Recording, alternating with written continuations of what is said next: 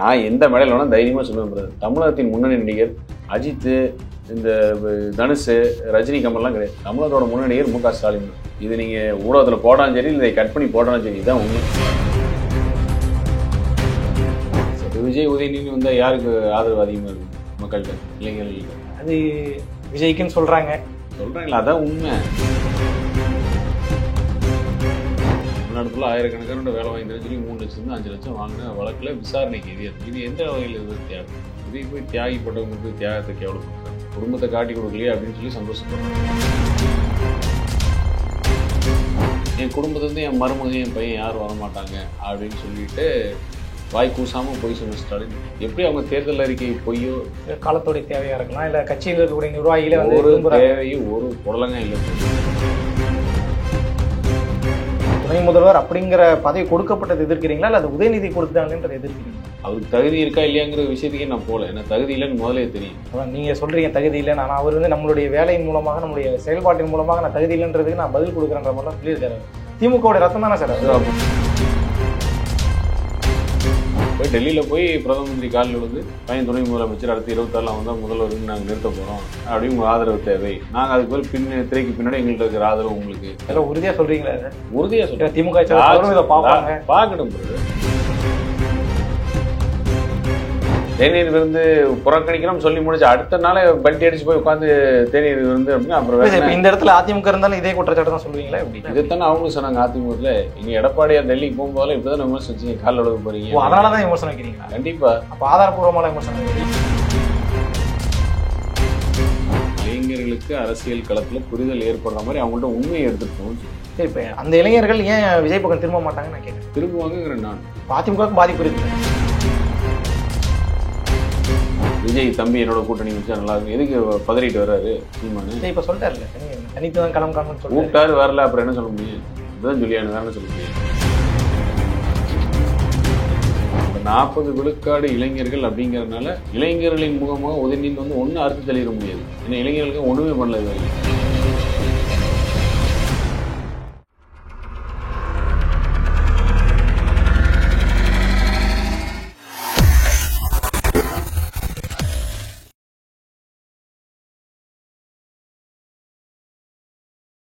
ஐத்தமிழ் நேயர்களுக்கு வணக்கம். இன்றைய நேர்காணலில் நம்ம சந்திக்க இருக்கக்கூடிய சிறப்பு விருந்தினர் அதிமுகவினுடைய செய்தி தொடர்பாளர் கோவை சத்யன் அவர்கள். பல்வேறு அரசியல் நிகழ்வுகள் குறித்து நம்ம பேசுறது. வணக்கம் சார். வணக்கம். நல்லா இருக்கீங்களா? சிறப்பா இருக்கீங்க. சூப்பர். என்ன விஷயம்னா, ஒரு 2-3 விஷயம் தான் சர்ச்சையாக இருக்கக்கூடிய விஷயம் நான் சேர்த்து கேட்டுறேன். உன் தியாகம் பெரிது, உறுதி அதனும் பெரிதுன்னு சொல்லி செந்தில் பாலாஜிக்கு ஒரு தியாகி பட்டம் கொடுத்தாரு தமிழக முதல்வர். அதே போல அமைச்சராக இருந்த உதயநிதி இப்போ வந்து துணை முதல்வராக மாற்றப்பட்டிருக்கார். 2 செய்தியும் நீ எப்படி புரிஞ்சுக்கிறீங்க? அதிமுக இதை எப்படி பார்க்குது? பேசுறதுக்கு ஒன்றும் இல்லை பிரதர். அதில் தியாகம்னு அவருக்கு தெரியுது. குடும்பத்தை காட்டி கொடுக்காததுக்கு அவரோட பாடியில் தியாகம் அப்படின்னா தியாகியாக தான் இருப்பார். தியாகம் நம்ம எதை சொல்லுவோம்? பொது வாழ்க்கையில் தன்னலம் இல்லாமல் மக்களுக்காக தன் வாழ்வை அர்ப்பணித்து வேலை செய்கிறவங்க, வாழ்ந்து மறைந்த தலைவர்களே தியாகிமோ, இல்லை நாட்டுக்காக போய் போராடி உயிரிழக்கிற ஒரு வீரனை தியாகிமோ. இது ரெண்டும் இல்லாமல் கொள்ளையடிச்சு மக்களுக்கு பணத்தை திருப்பி கொடுத்துட்டேன், நான் காம்ப்ரமைஸ் பண்ணிட்டேன்னு சொல்லி கோர்ட்லேயே வாதாடி தீபாவளி பொங்கலெல்லாம் சிறையிலேயே கொண்டாடி அவரை போய் தியாகின்னு சொல்கிற அளவுக்கு ஒரு நிர்பந்தமும் கட்டாயமும் மு க ஸ்டாலினுக்கு இருக்குன்னா அதுக்கு பின்னாடி திரைக்கு பின்னாடி இருக்கக்கூடிய விஷயங்கள். அப்போ 471 நாள் குடும்பத்தில் யாரையும் காமிச்சு கொடுக்கல, மாட்டி விடல, அதனால அது தியாகியே தெரியல.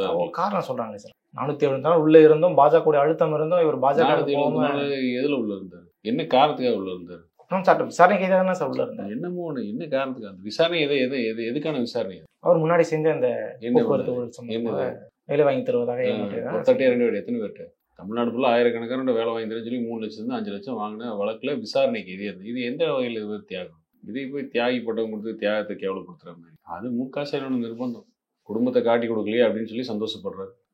அதனால அவருக்கு அது ஒரு தியாகியே தெரிஞ்சிருக்கு. இதுன்னு 3 வருஷம் சொல்லிட்டு இருக்காரு. பட்டத்தில் வருஷம் நாங்கள் எதுக்கு பட்டம் வச்சிருக்கோம் சொன்னோம்ல. அதுக்கு சுயமரியாதையை ஒரு மிகப்பெரிய கொள்கையை கூட திராவிட இயக்கத்தில் சுயமரியாதையை இழந்து மற்றவங்களாம் பரம்பரை கொத்தடியும்லாம் இருக்கிற அவங்க யோசிக்க வேண்டிய விஷயம். திமுக சார்ந்த உறுப்பினர்கள் பரம்பரை கொத்தடியாவே நம்மளை வச்சுருக்கேன்னு அவங்க யோசிக்க வேண்டிய விஷயம். எவ்வளோ பெரிய பொய்யர்னு ஸ்டாலின்ங்கிறது இப்போ தமிழ் மக்களுக்கு எல்லாம் தெரியுது. பட்டி தொட்டி ஃபுல்லாக இப்போ அதான பேச்சாக இருக்குது. உதயநிதி கொடுத்த பேட்டி, அரசியலுக்கு வர போகிறீங்களா? ஐயோ இல்லை கட்சியில் என்னையோட உழைச்சவங்க நிறைய பேர் இருக்காங்க, திறமையானவங்க இருக்காங்க, அவங்களுக்கு தான் அப்படின்னு சொல்லிட்டு இப்போ வந்து துணை முதல்வர் என் குடும்பத்துலேருந்து என் மருமகன், என் பையன் யாரும் வரமாட்டாங்க அப்படின்னு சொல்லிட்டு வாய் கூசாம பொய் சொன்ன ஸ்டாலின் எப்படி அவங்க தேர்தல் அறிக்கை பொய்யை தவிர்த்து திமுக வேறு எதுவுமே மக்கள்கிட்ட சொல்ல தெரியாதோ அதுக்கான இன்னொரு வெளிப்பாடு தான் அது. காலத்தோடைய தேவையா இருக்கலாம், இல்ல கட்சியில் இருக்கக்கூடிய நிர்வாகிகளே வந்து ஒரு தேவையும் ஒரு புடலங்க இல்லை பிரதர், ஒரு தேவையில்லை. எவன் வந்து அப்படியே புரண்ட அழுதா இவர் துணை முதல்வராக வந்தால் தான் நாடு நல்லா இருக்கும் அப்படின்னு ஒன்றும் கிடையாது. குடும்பத்தோட தேவை, குடும்பத்தில் இருக்கிறவங்க தான் அந்த ஆட்சி அதிகாரத்தில் இருக்கணும். அரசு அதிகாரம் இருந்தாலும் கட்சி அதிகாரம் இந்த குடும்பத்திற்கு வந்து இருக்கணும். இந்த குடும்பத்தோட தேவை இல்லை சார். இப்போ வந்து துணை முதல்வர் அப்படிங்கிற பதவி கொடுக்கப்பட்டது எதிர்க்கிறீங்களா, இல்லை அது உதயநிதி கொடுத்துட்டாங்கன்றதை எதிர்க்கிறீங்களா? துணை முதல்வர்ங்கிற பதவி முதல்வர் யாருக்கு வேணாலும் கொடுக்கலாம், நியமனம். அதனால அதை பத்தி நம்ம குறை சொல்லவே இல்லை. யார் வந்து அரசியலுக்கே வரமாட்டாங்கன்னு சொல்லி ஜனநாயகத்துல மன்னராட்சி நடத்துறீங்க இல்லையா, உதயநிதி கொடுத்ததுதான் விமர்சனம். அவருக்கு தகுதி இருக்கா இல்லையாங்கிற விஷயத்துக்கே நான் போல, ஏன்னா தகுதி இல்லைன்னு முதலே தெரியும். கருணாநிதியோட பேரன் ஸ்டாலினோட மகங்கிற தகுதியை தவிர்த்து வேற எந்த தகுதி இல்லாத ஒரே ஆள் அவருன்னு முன்னாடியே தெரியும்.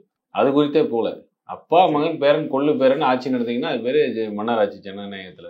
அதான் சொன்னேன், சுயமரியாதை இருக்கக்கூடிய யாரோ ஒருத்தர் திமுக இருக்காங்களாங்கிற கேள்விக்குறியா இருக்கு இப்போதைக்கு. நீங்க சொல்றீங்க தகுதி இல்லைன்னு, ஆனால் அவர் வந்து நம்மளுடைய வேலையின் மூலமாக நம்மளுடைய செயல்பாட்டின் மூலமாக நான் தகுதி இல்லைன்றதுக்கு நான் பதில் கொடுக்குறேன்ற மாதிரிலாம் சொல்லியிருக்காரு. திமுக ரத்தம் தானே சார். அப்போ பதில் கொடுக்குறேன்னு சொல்லியிருக்காருன்னா அப்ப இதுக்கு முன்னாடி என்ன பண்ணிட்டாரு? அப்படின்னு பெரிய அளப்பரிய சாதனை பண்ணிட்டாரு. செஸ் ஒலிம்பியாடுன்னு வாய்க்குசம் போய் சொல்றாங்க. அவர் அமைச்சராக இருக்கும்போது, விளையாட்டுத்துறை அமைச்சராக இருக்கும்போது செஸ் ஒலிம்பியாடு நடந்துச்சு. அவருக்கு முன்னாடி இந்த மெயினாக தான் ஒருத்தர் இருக்கும்போது நடந்துச்சு. அதுக்கு இவர் மேலே ஸ்டிக்கர் விட்றாங்க உதயநிதி பேர்ல. அப்புறம் என்ன ஃபார்முலா 4 ரேஸு, இவர் அந்த வியாபாரத்தில் இறங்கலாமா வேண்டாமான்னு வெள்ளோட்டம் பார்க்கறதுக்கு அந்த ஃபார்முலா கார் ரேஸ் நடந்துச்சு. என்ன இவர் விளையாட்டுத்துறை அமைச்சராக வந்து என்ன பயன்? இந்திய அரங்கில் நடக்கக்கூடிய விளையாட்டுல தமிழ்நாடு வீரர்கள் போலங்கிற குற்றச்சாட்டு யாரு அமைச்சரானவனே வந்துச்சு? இவர் அமைச்சரானவனே தானே வந்துச்சு. இதெல்லாம் ரொம்ப இதை விட ஒரு கேவலம்லாம் இருக்கிறதுக்கான வாய்ப்புகளே இல்லை. இதெல்லாம் வந்து தமிழர்களுக்கான ஒரு சாபக்கேடு தான் நான் பார்க்குறேன். இல்லை சார், நீங்கள் முன்னாடி சொன்ன மாதிரி சில வருஷத்துக்கு முன்னாடி நான் நடிகனாக இருந்து அரசியல் வரமாட்டேன்னு சொல்லி இந்த விமர்சனம் வைக்கும்பொழுது இதை எதிர்த்து சமூக வலைதளங்களில் அதிகாரப்பூர்வமாக சிலர் வந்து கருத்து என்ன வைக்கிறாங்கன்னா, முன்பு வந்து ஒரு தவறு செஞ்சுட்டு அமைச்சர் ஜெயலலிதா சொன்னது போல மோடியா லேடியான்ற கேள்விலாம் கேட்டாங்க. அவங்க ஒரு விஷயத்த சொன்னாங்க, அதுக்கு எதிராக தானே இவங்க எடப்பாடி பழனிசாமியோட தலைமையிலான கூட்டணி அரசு வந்து அவங்க கூட போய் கூட்டணி வச்சது. அப்போ அது வந்து அவங்க மட்டும் பேச்சு மாத்தலையா அப்படிங்கிற மாதிரி கேட்கறாங்க சார். கூடா நட்பு கேடாய் முடியும்னு யார் சொன்னா? காங்கிரஸ் பார்த்து அவங்கதான் திமுக கருணாநிதினு சொன்னாரு. அப்படியே பையன் ஸ்டாலின் 10 வருஷமா காங்கிரஸோட கூட்டணியில் இருக்காரு. கேளுங்களேன் போய் அங்கே. அதனால அரசியலுக்கே வரமாட்டேங்கிற நிலைப்பாடு அரசியல் களத்தில் எடுத்த நிலைப்பாடு மாறி இருக்கு. ரெண்டுக்கும் வித்தியாசம் இல்லையா? 40 வருஷம் 50 வருஷம் அந்த கட்சியில உழைத்த தொண்டர்கள் வந்து கட்சியோட மாநாடு சேலத்தை நடக்கும் வெளியே பிச்சை எடுக்கிறாரு. என் பையனை வந்து படிக்க வைக்கிறதுக்கு பணம் இல்லை அப்படின்னு சொல்லி உண்டியல் குலுக்கி பிச்சை எடுக்கிறாரு. இதோட ஒரு கேவலம் வேணுமா? இதையோட ஒரு கேவலம் வேணுமா அந்த கட்சியில் இருக்கிற ஒரு பரம்பரை கொத்திரிகளோட நிலைமையில வந்து வெளியே சொல்றதுக்கு? அப்புறம் வெளியே வந்து எதுக்கு வீரம் பேசுறீங்க, சுயமரியாதைன்னு பேசுறீங்க, சமத்துவங்கிறீங்க, சமூக நீதிங்கிறீங்க? வெக்கமா இல்லை? உண்மையிலே சுயமரியாதை இருக்கிற ஒரு ஆள் கூட திமுக இல்லைங்கிறத இப்ப கேள்வி. ஏத்துக்கிறாங்களே, ஏத்துக்க வைக்கப்பட்டார்கள். முதல்வரோட அதிகாரத்துக்கான உட்பட்ட விஷயம். ஏன் அதிகாரத்தை இப்படிதான் பயன்படுத்துவேன்னு முதல்வர் சொல்வது வந்து ஏற்கக்கூடிய விஷயமா இருக்கும். ஜனநாயகம் இல்லாத கட்சியா இருக்கா? அது அரசியல்ல வந்து ஜனநாயகம், உள்கட்சி ஜனநாயகமும் சுத்தமா கிடையாது. ஜனநாயகம்னா என்ன? யார் வேணாலும் ஒரு தகுதியான ஒரு இடத்துக்கு போட்டியிடலாம், போட்டியிட்டு அதில் திறமை இருப்பவர்கள் வெற்றி பெறலாம். அந்த ஜனநாயகம் ஒரே இயக்கம் இன்னைக்கு வந்து அதிமுக தான். அதிமுக தவிர்த்து வேற எந்த கட்சியும் நான் பார்க்கல தமிழ்நாட்டில். ஜனநாயகம் மேலோங்கி இருக்கு. உண்மையான ஜனநாயகம் இருக்கக்கூடிய இயக்கம் அதுக்காக கிளை கழக செயலாளர் இங்க பொதுச் செயலாளராக வந்து உட்கார முடியுது. அதுதான் ஜனநாயகம். அப்பா மகன் பேரன் கொள்ளு பேரங்கிற பேர் ஜனநாயகம் இல்லை, இது மன்னராட்சி.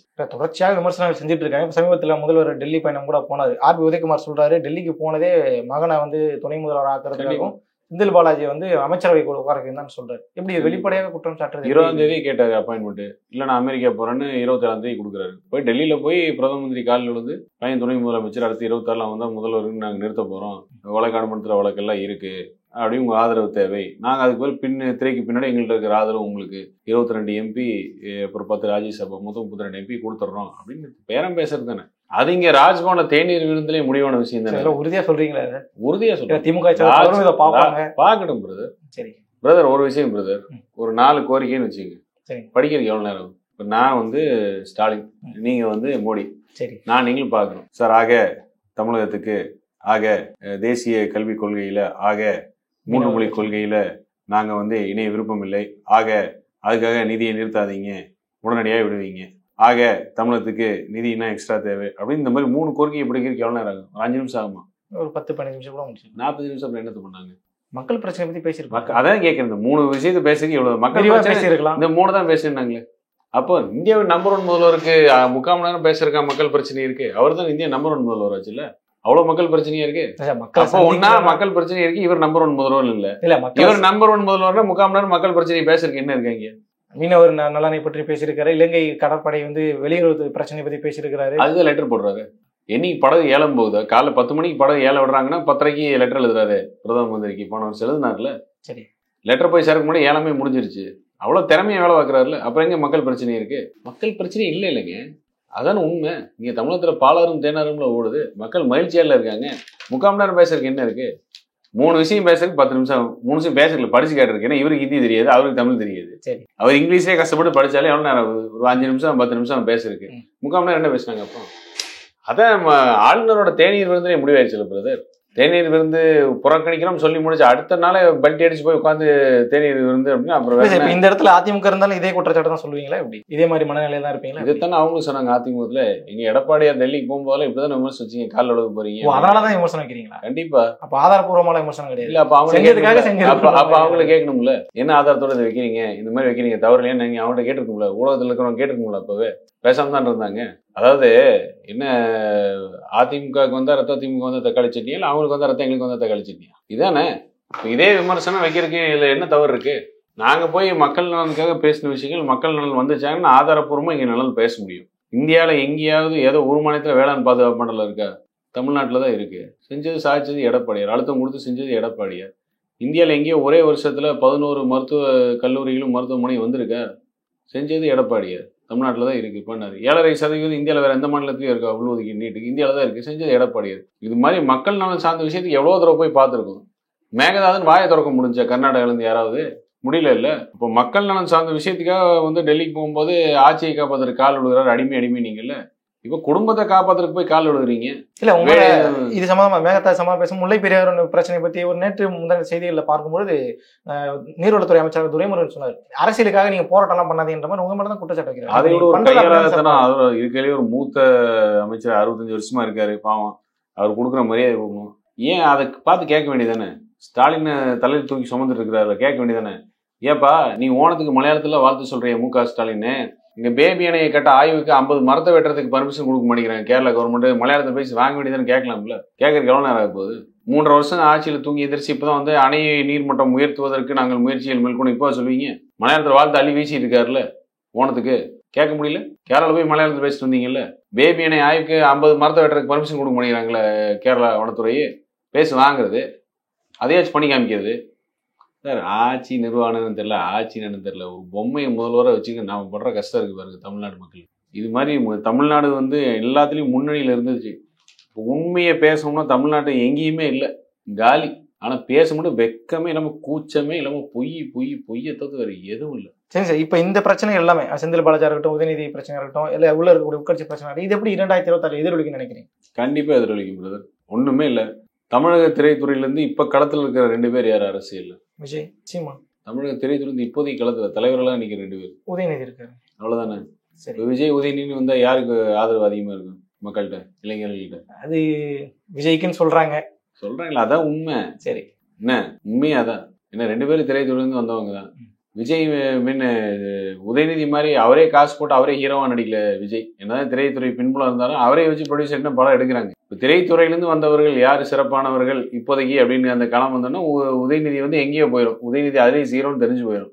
இப்போ காலத்தில் விஜய்ங்கிறது அவரோட இடம் அங்கேன்னு ஒன்று வரும். அதனால வரக்கூடிய களத்தில் 2026 முதல்ல இந்த கம்பேரிசன் ஒரு 3 மாசத்துல ஆரம்பிக்கும். களம் எப்படி திமுக ரொம்ப முயற்சி பண்ணி ஊடகத்துக்கெல்லாம் அழுத்தலும் மிரட்டலும் கொடுத்து திமுக பாஜகன்னு மாற்ற முயற்சி பண்ணுதோ, அதே மாதிரி இன்னும் ஒரு 3 மாசம் கழிச்சு இந்த மாநாடு முடியும். விஜயோட மாநாடு முடிச்ச உடனே ஊடகம் எல்லாத்துலயும் விவாதம், உதயநிதியா விஜயா அப்படியே எடுத்துட்டு போவாங்க.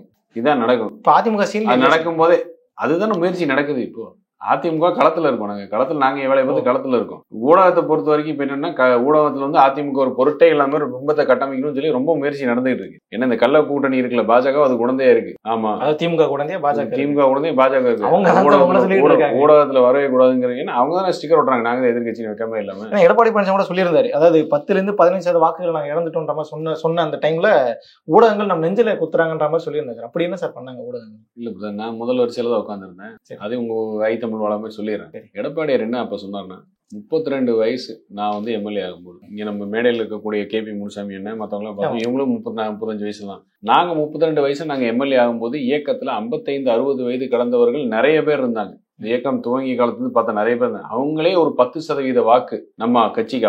அப்போ என்ன 1989. 35 வருஷம் ஆயிடுச்சு. கால சூழல்ல அவர்கள் வந்து நம்மகிட்ட இல்லை. 55-60 வயசு அந்த காலத்துல இருந்தவங்களாம் இப்ப நம்மளோட இல்லை.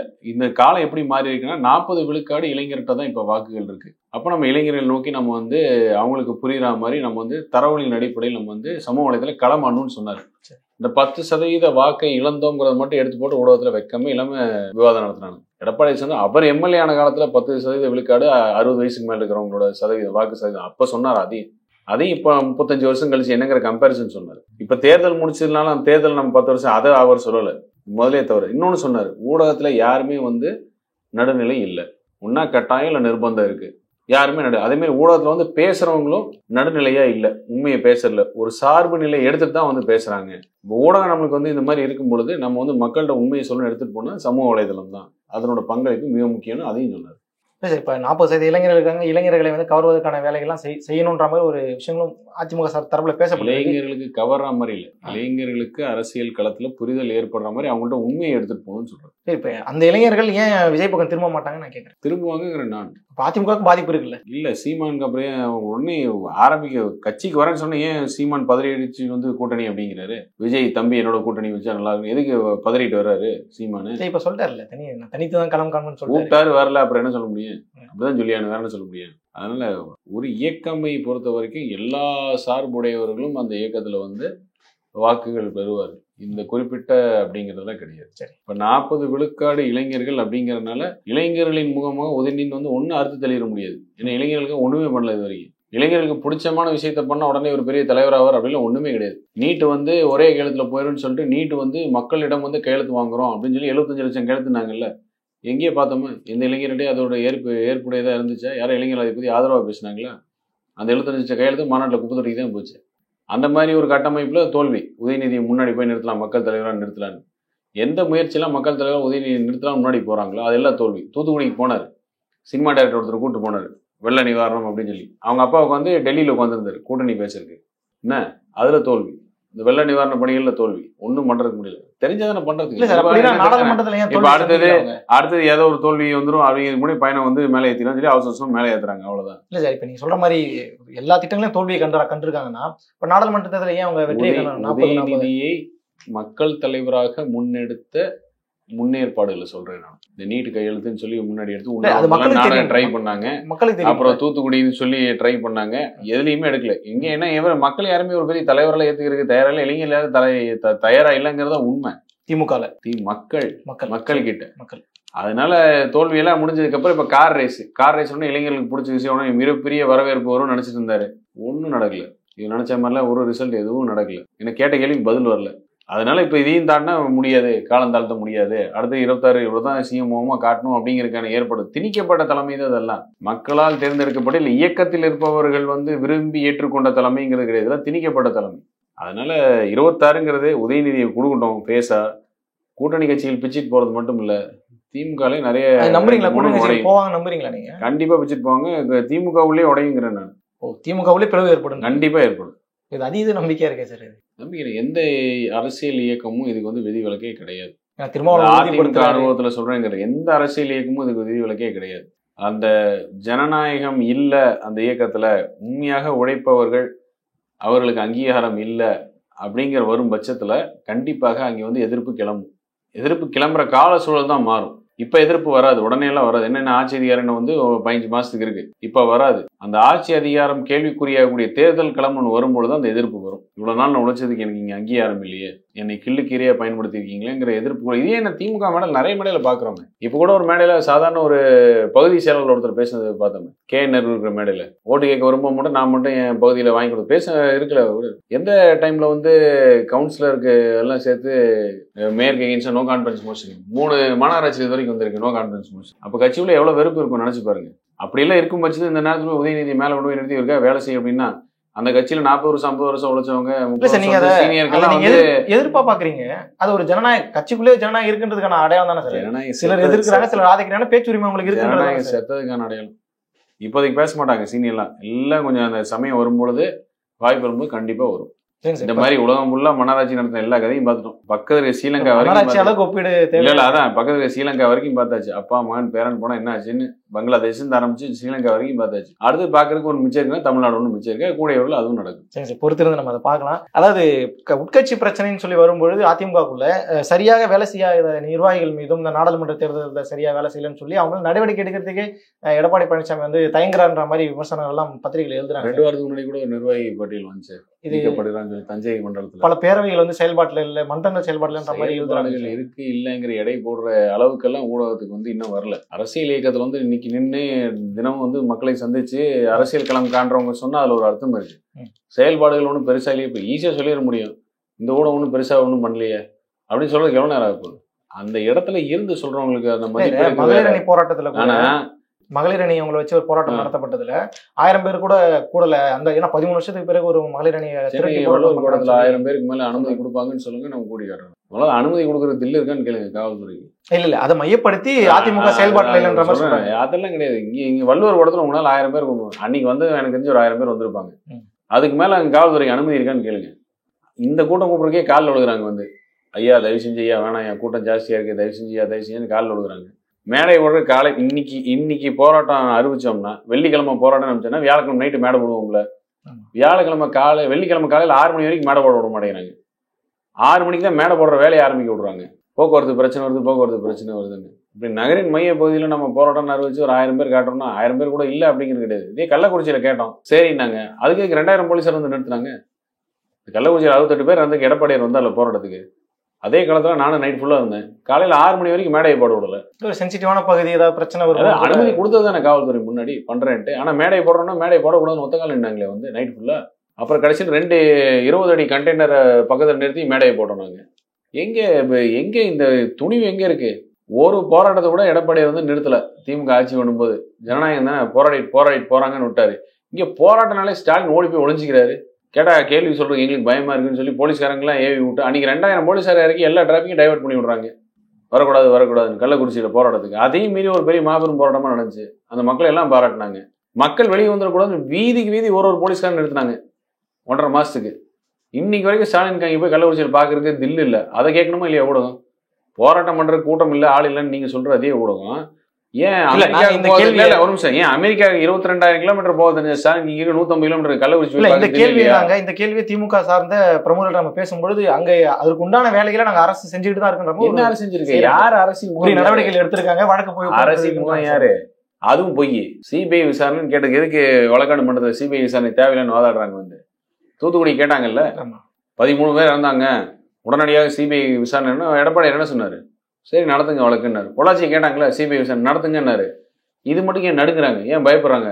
உளுந்தடிச்சு போய் கோர்ட்ல வழக்கு நாங்க தான் போட்டிருக்கோம். சிபிஐ விசாரணை வேணும், நான் அதிமுக தான் நடத்துது. ஏன் அதிமுக வழக்கு சிபிஐ விசாரணை வேணுமோ கூட சிபிஐ விசாரணை தேவையில்லைன்னு எதுக்கு போய் உளுந்தடிச்சு விடுக்குறீங்க? இன்னும் கலெக்டரே போய் சொல்ல வச்சிருக்கீங்கல்ல, மாட்டிக்குவீங்கல்ல.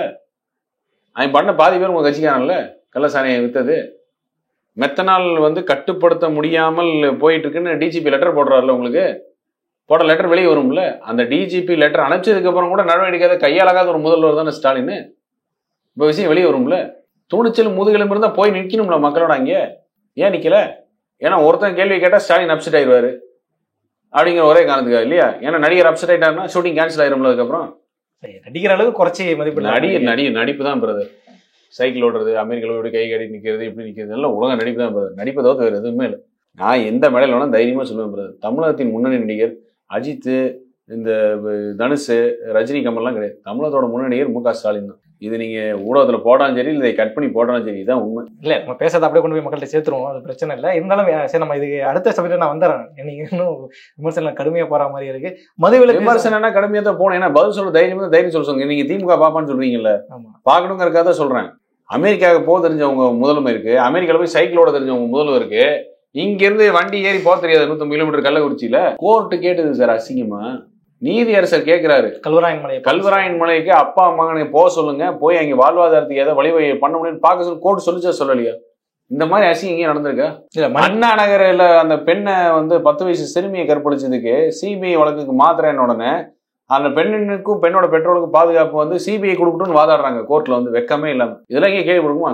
ஜட்ஜ் விட்டு கிளிகளையும் நினைக்கிறார் அவர். இந்த மாதிரி எல்லாம் பேசுங்க. ஒண்ணு இல்லைங்க சார், 2 பேர் இந்த திமுக காப்பாத்திருக்காங்க. முதல்ல காப்பாத்துறது இந்த கூட்டணி கட்சி, 2வது காப்பாத்துறது இந்த ஊடகம். இது 2 கலந்து பிச்சுட்டு கலந்துட்டு போற நாள் ரொம்ப தொலைவில் இல்லை. ஒரு உதாரணத்துக்கு சொல்றேன், 3 வருஷமா திமுகவோட கூட்டணி கட்சிகள் அவங்களோட அடையாளத்தை தொலைச்சிட்டு இருக்காங்க அப்படின்னு குற்றச்சாட்டு வச்சோம். அதை முதல்ல உணர்ந்தது மரியாதைக்குரிய திருமாவர்கள். எப்படி உணர்ந்தாரு? கள்ளக்குறிச்சிக்கு போனாரு, மக்கள் அவரை பார்த்து கேட்டாங்க, எங்க இதுக்கெல்லாம் நீங்க போராட மாட்டீங்களான்னு கேட்டாங்க. அப்பதான் அவருக்கு உண்மை தெரியும். ஆமா, மக்களோட எதிர்பார்ப்பு மாதிரி நம்ம நடக்கல, இப்பவும் நடக்கலைன்னா நம்மளுக்கு நம்ம அடையாளம் போயிடும், அதிமுக சொல்ற உண்மையானு சொல்லி அதான் போராட்டம்னு அறிவிச்சார். போராட்டம்னு நான் சொன்னேன், பயந்து பதறி அடிச்சு ஐயா போராட்டம் கிரடெல்லாம் அறிவிச்சிடாதீங்க, மாநாடுன்னு மாத்திக்கிங்கன்னு சொல்லி கையில கால மாநாடுன்னு மாத்தி கடைசியில மது ஒழிப்பு மாநாடுங்கிறது கடைசியில மது ஒழிப்பு மகளிர் மாநாடு. அந்த அளவுக்கு திரும்ப கால கெஞ்சி திமுக கெஞ்சி நேற்று ஆர்எஸ் பாரதி டி.கே. செல்வன் அனுப்புறாங்க, மேடையில என்ன பேசுறாங்க? உங்களதான் விமர்சனம் பண்ணியிருந்தாரு. பர்னர் வாங்கும் அளவுக்கு வயிற்றெரிச்சல், எதிர்கட்சியை பத்தி தான் சொல்றாரு. என்ன வயிற்றெரிச்சல்? கையாளாதரும் ஊரே சிரிப்பா சிரிக்குது. நான் கேட்கட்டுமா? நேற்றுக்கு மேடையில் ஏறி அவ்வளவு தைரியமா பேசாரு. 200 கோடி நிதி வேணும், எதுக்கு? மது ஒழிப்பு பிரச்சாரம் பண்றதுக்கு. 40 கோடியில 200 கோடி பண்ணணும். அதுக்கு முன்னாள் நாள் நேற்றுக்கு மது கடையில மூடியாச்சு, அக்டோபர் 2. அதுக்கு அக்டோபர் 1 மது விற்பனை மட்டுமே 220 கோடி ஒரு நாளைக்கு தமிழ்நாடு ஃபுல்லா. அரசினுடைய லாபம் 30%. எவ்வளவு லாபம் அரசுக்கு? அதுல 60 கோடி. ஒரு வார கலெக்ஷன் எடுத்தாலே அரசாங்க தமிழ் அரசோட லாபமே 200 கோடி தாண்டுமே. நீ போய் ஒன்றிய அரசு 200 கோடி கொடுக்கணும்னு சொல்லி கையை காமிச்சிட்டு கையாளத்தனத்தை காமிச்சிட்டு இருக்கீங்க. இதுக்காக தான் சொன்ன பொம்மை முதல்வர்னு. மாநில அரசுக்கு அதிகாரத்தில் இருக்கக்கூடிய விஷயத்தையும் செய்யக்கூடிய முதுகெலும்பு தைரியம் இல்லாத ஒரு முதல்வர், அதையும் தாண்டி செய்யக்கூடிய வாய்ப்புகள் இருந்து அதை எப்படி செய்யறதுன்னு தெரியாத பக்குவமற்ற ஒரு ஆளை வச்சிருக்கோம். நம்ம அட்மினிஸ்ட்ரேஷன்ல 0. அதிகாரியை கேள்வி கேட்க தெரியாது முதல்வருக்கு. ஆமா, துண்டுச்சீன் என்ன எழுதி கொடுத்தாலும் அதை நம்புறாரு, அப்படியே பார்த்து படிக்கிறதா ஒரு வேலை. அதிகாரியை கேள்வி கேட்க தெரியாது. ஏன்னா 54,000 கோடி டேர்ன் ஓவர் அப்படின்னு சொல்லி அது 30 விழுக்காடு டேர்ன் ஓவர்னா அரசுக்கோட வருமானமே 15,000 கோடிக்கு மேல போகுது. அப்போ ஒரு மாசத்துக்கு நம்மளோட வருமானமே 1,500 கோடி தாண்டுது. நாம ஏன்டா 200 கோடி போய் கேட்கணும் பிஜேபியை? எதுடா கையேந்து நிக்கணும்னு? வெக்கமா இல்லை இப்படி எல்லாம் பேசுறதுக்கு? மக்களுக்கு எவ்வளவு நாள் ஏமாத்திட்டு இருக்க முடியும் சார்? எவ்வளவு நாள் மக்களை ஏமாத்த முடியும்? சரிங்க சார், இப்ப இந்த மதுவிலக்கு மாநாட திருமாவளவன் நடத்திய அந்த மாநாடு நீங்க எப்படி பாக்குறீங்க? அதிமுக எப்படி பாக்குறீங்க? வரவேற்கிறோம் சார். ஜனநாயகத்துல மக்களோட நிக்கிற யாரா இருந்தாலும் போராடக்கூடிய உரிமை அவங்களுக்கு இருக்கு. மக்களோட தேவைகளை எடுத்து சொல்லக்கூடிய கடமையும் ஒரு அரசியல் இயக்கத்துக்கு இருக்கு. அதன் வழிவகைகள்ல தடம் மாறாமல் திரும்ப இருப்பாருன்னு நம்புவோம். உங்க நம்பிக்கை ஆரம்பிச்ச வேகம் முடியும் போது இல்லை அப்படிங்கிறது உண்மை. ஏன்னா அவருக்குடைய அரசியல் அழுத்தம், அரசியல் நிர்பந்தங்கள் எல்லாம் இருக்கட்டும், ஒரு புறம் இருக்கட்டும். ஆனா நாங்க சொன்னதை உணர்ந்து முதலில் குரல் கொடுத்த திருமாவுக்கு வாழ்த்துக்கள். அடையாளத்தை தொலைச்சிடக்கூடாது, மக்களோட எதிர்பார்ப்பு தொண்டரோட எதிர்பார்ப்புக்கு தான் நம்ம அரசியல் இயக்கம் நடத்துறோம், அதை நடத்தணும்னு சொல்லி முதலில் வீழ்த்தி கொண்ட திருமாவுக்கு வாழ்த்துக்கள். உங்களை போன்றவர்களுக்கும் சில விமர்சனங்கள் வச்சிருக்காரு. என்னன்னா மு.க. ஸ்டாலின் வந்த பிறகு மதுக்கடைகள் திறக்கப்பட்டது, எம்ஜிஆர் காலத்திலேயே மதுக்கடையில் ஏலம் விடப்பட்டுச்சு, அம்மையார் ஜெயலலிதா காலத்துல சட்டப்பூர்வமாக்கப்பட்டுச்சு அப்படிங்கிற மாதிரி விமர்சனம் பண்ணியிருக்காரு. இது எப்படி அணுகுறீங்க? வரவேற்கிறேன். அதே இயக்கமான அதிமுக தான் படிப்படியாக மதுக்கடலை ஒழித்து பூரண மது விலக்கை என்ற இலக்கை எட்டப்படும் தேர்தல் அறிக்கையிலேயே போடுறோம். எடுத்த உடனே கடையை மூடிடும். நாங்க என்னைக்குமே விளம்பரம் பேசல. 500 கடைகள் குறைக்கப்பட்டதாக. நாங்க ஆட்சிக்கு வந்தா மது கடைகள் மட்டுமல்ல, மதுவை தயாரிக்கும் ஆலைகள் வைத்திருப்பவர்கள் கூட இழுத்து மூடிடுவாங்கன்னு சொல்லிட்டு இன்னைக்கு என் கட்சியில 2 MP மது ஆலையை நடத்திட்டு அது மூலம் வியாபாரம் பண்ணல. நாங்க மக்கள்கிட்ட போய் சொல்றோம், உண்மைதான் சொல்றோம். பூரண மது விலக்கு கொள்கை அதை எப்படி அடைவோம்னா படிப்படியாக அடைய முடியும். ஏன்னா மதுக்கு அடிமையானவர்களுக்கு மறுவாழ்வு மையங்கள் அமைக்கப்படணும், நிறைய விஷயம் இருக்கு. செஞ்ச உண்மையை தான் சொல்லணும். நாங்க சொல்லிட்டு சுத்துறோமா? மு.க. ஸ்டாலின் வந்து மது கடை திறந்திருக்காங்க நாங்க சொல்றோம். கருணாநிதி திறந்தது இருக்கட்டும் 72, அது வேற கதை. இப்போ நான் சொல்கிறோம் மு.க. ஸ்டாலின் தான் மது கிடையாது வந்தார் நான் சொல்லிட்டு இருக்கோம். அதிகாரம் இருக்குல்ல உங்கள் கையில், பண்ணி காமிங்களேன் தைரியம் இருந்தால். அதான் நான் சொல்கிறோம். 68 குடும்பங்களுக்கு உயிரிழப்பு குடும்பங்களுக்கு நியாயம் கிடைக்குமா வேண்டாம்? ஒரு டிஜிபி லெட்டர் போடுறாரு உங்களுக்கு ஜனவரி மாதமே, இந்த மாதிரி மெத்தனால் வந்து கட்டுக்கணக்காமல் போயிட்டு இருக்கிறாரு. அதையும் கவனிக்காம இப்போ 68 விஷச்சாரைய மரணங்கள் இல்லை, விஷச்சாரைய கொலைகள் தானே. இந்த கொலையை பண்ணது நீங்கள் தானே, திமுக தானே. அதுக்காக தானே சிபிஐக்கு பயப்படுறீங்க, விசாரணை கொடுக்கூடாதுன்னு சொல்லி நடுங்குறீங்க. அதுதான் நடுங்குறீங்க. அதுக்காக என்ன கள்ளக்குறிச்சியில் போய் ஆளை பார்க்காமலே இருக்கீங்க? அவ்வளோ பயம் இருக்குல்ல. அப்போ நிர்வாகம் எங்கே இருக்கு? ஆட்சி நிர்வாகம் இருக்கு, சீர்கேட்டு போயிருக்குல்ல. சரி சார், இல்லை ஒரு குறிப்பாக திருமாவளவனை நோக்கி விமர்சனம் வைக்கிறாங்க சார். அவர் மதுவிலக்குங்கிறது மாநில அரசுக்கு உட்பட்ட அதிகாரத்தில் வரை, இதை தூக்கிட்டு போய் மத்திய அரசு கிட்ட கொடுக்குறீங்க, மத்திய அரசு கொள்கையா நீங்கள் வரைவை உண்டாக்குன்ற மாதிரி கேட்குறீங்கன்ற மாதிரி ஒரு கேள்வியை கேட்குறாங்க சார். பாமக உட்பட பல கட்சிகளும் கேட்குறாங்க. இது எப்படி பார்க்குறீங்க? கேட்குறது நியாயம் தானே. நடந்த சம்பவம் நடந்தது தமிழ்நாட்டில். கள்ளக்குறிச்சியில் உயிரிழந்து 68 பேர் நம்ம மக்கள், நம்ம உறவுகள் தான் இறந்துருக்காங்க. அதிகாரம் இங்கே ஆட்சியில் இருக்கு. மது ஒழிப்புங்கிற அதிகாரம் ஆட்சியில் இருக்கு. இது பொதுப்பட்டியலில் இருக்கிற விஷயமா? 2 பேரும் சேர்ந்து இசை கொடுத்தா பண்ணுங்கிறதுக்கு மாநில அரசின் அதிகாரத்தில் இருக்கக்கூடிய விஷயம் பண்ண வேண்டியதானே. போராட்டம் அறிவிச்சு அதுதானே அறிவிச்சிங்க. இல்லை ஒரு கொள்கையா கொண்டு வந்துட்டாங்கன்னா இந்தியா முழுக்க செயல்படுத்தலான்ற ஒரு நல்ல நோக்கத்தில் தானே சார் சொல்றாரு. அது நீங்க தேசிய கட்சிகிட்ட நீங்க என்ன வேணா வச்சுக்கங்க ஆளுகின்றவங்கள்ட்ட. ஆனால் நீங்கள் என்ன பண்ணிடணும், முதல்ல நாங்கள் அமுல்படுத்திட்டோம் பாருங்க அப்படின்னு. அதே அவங்க திருப்பி தானே கேட்கறாங்க உங்களே, ஏன் பீகார்ல இல்லையா, குஜராத்ல இல்லையா, அவங்களால பண்ணும், எங்கனால பண்ணியிருக்கோம்ல, எங்க மாநிலத்தை குஜராத்ல பண்ணியிருக்கோம், நீ பண்ண வேண்டியதானு கேட்கறாங்களே. இப்போ அதுக்கு பதில் சொல்லணும்ல. இல்ல அப்படி பண்ணா கூட குஜராத்ல 2022 96 பேரும் பீகார் 140 பேரும் இறந்துருக்காங்க. ஒரே ஒரு நிமிஷம், அதுவும் அரசோட ஒரு தோல்விதான். சரி, ஆமா, கள்ள சாராயம் போயிருச்சு அப்படின்னு. என்ன ஒரு வினை எதிர்வினை மாறி மாறி வரக்கூடிய விஷயங்கள் அதை கட்டுப்படுத்தணும் அப்படின்னு. ஆனா செய்யக்கூடிய விஷயத்தை அவர்கள் செய்து விட்டார்கள் அப்படின்னு சொல்லணும்னு. இப்போ மது விலக்குன்னே இல்லாம 68 பேர் விஷச்சாராயம் குடிச்சு சாகுறான். மது விலக்குன்னு அறிவிச்சு அங்கே ஒரு கள்ளச்சாராயத்தை ஒருத்தர் செய்யறாங்க. இது எப்படி நீங்க கம்பேர் பண்ணுவீங்க நீங்க? இல்ல சார், அப்ப வந்து மது விலக்க தமிழ்நாடு சாத்தியப்படுத்தாதுங்கிற ஒரு நம்பிக்கையில செஞ்சிருக்காருன்னு நம்ம புரிஞ்சுக்கிறதா, இல்ல மத்திய அரசு கிட்ட கொண்டு போய் சேர்க்கணும்? என்னமோ ஒண்ணு அவருக்கு தெரிஞ்சிருச்சு. விசிக்காவிட்ட மக்கள்கிட்ட எதிர்பார்ப்பு இருக்கு, தொண்டர்கிட்ட எதிர்பார்ப்பு இருக்கு. 3 வருஷம் சாமர வீசியே அழிஞ்சு போச்சு, இப்படியே போனோம்னா அழிஞ்சு போயிடும்னு திருமாவுக்கு தெரிஞ்சிருச்சு. எப்படி புத்தருக்கு திடீர்னு ஒரு நாள் ஞான உதயம் வந்த மாதிரி நீங்க ஒரு ஞான உதயம் வந்திருக்கு. அதுக்காக தான் இந்த எதிர்ப்புன்னு ஆரம்பிச்சாரு. ஆனா நிர்பந்தம், அவசரம், வேண்டாம் விட்டுருங்க அப்படின்னு சொல்லி அவருக்கான அரசியல் அழுத்தங்கள், அரசியல் நிர்பந்தங்கள், கால சூழல்கள் வந்து இன்னும் இருக்கு அப்படின்னு அவருக்கு புரிஞ்சனால தான் அப்படி போக கொஞ்சம் கொஞ்சம் அப்படியே ட்ராக் மாதிரி மது ஒழிப்பு மகளிர் மாநாடு வரைக்கும் போய் நின்றுச்சு. போராட்டம்ங்கிறது மாநாடா போய் முடிஞ்சிருக்கு. அது மாநாடுங்கிறது மகளிர் மாநாடு வரைக்கும் போய் நின்றுருக்கு. அவ்வளவுதான். இறுதியா நான் ஒரு கேள்வியோட முடிச்சுக்கிறேன் சார். கூட்டணிகள், அதிமுக கூட்டணி ரொம்ப பலகீனமா இருக்குன்ற மாதிரி சில விமர்சனங்கள் வைக்கும் பொழுது திருமாவளவன் வருவதற்கான வாய்ப்பு இருக்கான்ற ஒரு விவாதம் எழுந்தது, சமீபத்தில் எழுந்தது, ஊடகங்கள்லாம் எழுந்தது. அதை திருமாவளவன் வெளிப்படையா சொன்னாரு, திமுகவோட எங்களுக்கு எந்த பிரச்சனையும் சொன்னாரு. அப்ப இவ்வளவு உறுதியா இருக்கக்கூடிய ஒரு கூட்டணி உடையும் சொல்லி நீங்களே சொல்றீங்க, அதுக்கு சாத்தியம் இருக்கா சார்? உண்மையிலேயே அரசியல் ஒரு நாளே பெருசு sir. One day is a big day in politics. இன்னும் 15 மாத காலம் இருக்கு. என்ன இப்போதைக்கு இப்போதைக்கு விழித்துக் கொண்டு அந்த கொள்கை என்ன கொள்கை? பாஜகவுக்கு எதிர்ப்பு. அதனாலதான் நாங்கெல்லாம் ஒரே அணியில இருக்கோம் அப்படிங்கிறாங்க இல்லையா? பாஜக எதிர்ப்பு நிலைப்பாடு அதிமுக இருக்கு. இதெல்லாம் கூட்டணி கட்சிகள் எல்லாம் எப்படின்னா கால சூழல் அமைஞ்சு வரும்பொழுதுதான் அதோட கோரிக்கைகள் ஆரம்பிக்கும். அது ஆரம்பிக்கும் போது அவரோட நிலைப்பாடுங்கிறது வரும். நிலைப்பாடுங்கிறதுக்கு முன்னாடியே சமிகைகள் வரத்துவங்க. சரி, இப்போ பாஜகவோட இல்லாம அடுத்த இயக்கங்கள் என்ன? பாஜகவோட இல்ல அதிமுகவை சார்ந்த இயக்கங்கள், தேமுதிக இப்போ உறுதியா சொல்லிட்டாங்க இருப்பாங்கன்னு. இப்போ நம்ம திமுகவோட இருக்கோம்.